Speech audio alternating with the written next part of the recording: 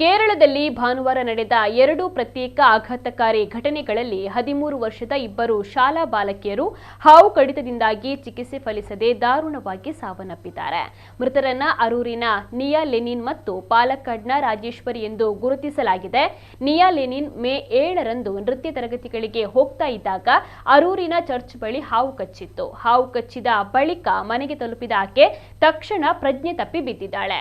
ಕುಟುಂಬಸ್ಥರು ಆಕೆಯನ್ನ ತಕ್ಷಣವೇ ಎರ್ನಾಕುಲಂನ ಖಾಸಗಿ ಆಸ್ಪತ್ರೆಗೆ ದಾಖಲಿಸಿದರು. ಆದರೆ ಸುದೀರ್ಘ 24 ದಿನಗಳ ಚಿಕಿತ್ಸೆಯ ನಡುವೆಯೂ ಕೂಡ ಬಾಲಕಿ ಭಾನುವಾರ ಬೆಳಿಗ್ಗೆ ಆಸ್ಪತ್ರೆಯಲ್ಲಿ ನಿಧನಳಾಗಿದ್ದಾಳೆ. ಮತ್ತೊಂದು ಘಟನೆಯಲ್ಲಿ ಪಾಲಕ್ಕಾಡ್ನ 7ನೇ ತರಗತಿ ವಿದ್ಯಾರ್ಥಿನಿ ರಾಜೇಶ್ವರಿ ಎಂಬಾಕೆಗೆ 2 ವಾರಗಳ ಹಿಂದೆ ತನ್ನದೇ ಮನೆಯಲ್ಲಿ ಹಾವು ಕಚ್ಚಿತ್ತು. ಮಗಳು ಪ್ರಜ್ಞೆ ತಪ್ಪಿ ಪಿಟ್ಸ್ ಬಂದವರಂತೆ ಬಿದ್ದಿರೋದನ್ನ ಕಂಡು ಆತಂಕಗೊಂಡು ಹೆತ್ತವರು ಆಸ್ಪತ್ರೆಗೆ ದಾಖಲಿಸಿದ್ದಾರೆ. ಆದರೆ ಆಕೆಯೂ ಕೂಡ ಚಿಕಿತ್ಸೆ ಫಲಿಸದೆ ಸಾವನ್ನಪ್ಪಿದ್ದಾಳೆ. ಇಬ್ಬರು ಬಾಲಕಿಯರ ಅಕಾಲಿಕ ಮರಣದಿಂದ ಮನೆಯಲ್ಲಿ ಶೋಕ ಮಡುಗಟ್ಟಿದೆ.